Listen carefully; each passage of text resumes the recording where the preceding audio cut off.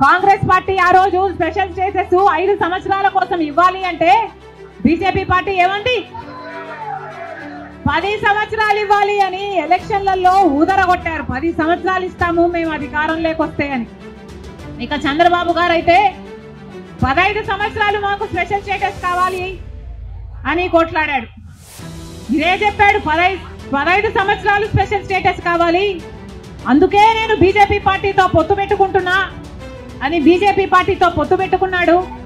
వాళ్ళ మంత్రివర్గంలో కేంద్ర మంత్రులు కూడా అయ్యారు టీడీపీ నాయకులు.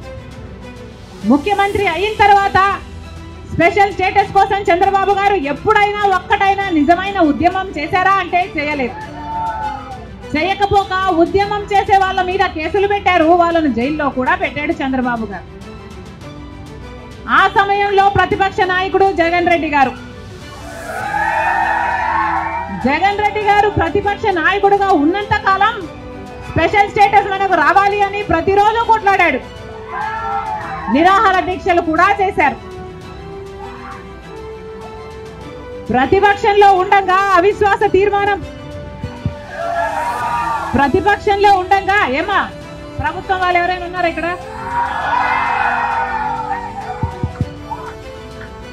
ప్రతిపక్షంలో ఉండగా జగన్ రెడ్డి గారు చెప్పిన మాట, మేము అవిశ్వాస తీర్మానం ప్రవేశపెడతాము, తెలుగుదేశం పార్టీ ఎంపీలు అందరూ కూడా మద్దతు ఇవ్వండి, మూకుమ్మడి రాజీనామాలు చేస్తే స్పెషల్ స్టేటస్ ఎందుకు రాదో చూస్తారన్నాడు జగన్ రెడ్డి. ఆఖరికి జగన్ రెడ్డి గారు ముఖ్యమంత్రి అయిన తర్వాత ఒక్కటైనా నిజమైన ఉద్యమం చేశాడా స్పెషల్ స్టేటస్ కోసం? అసలు ఈ రాష్ట్రానికి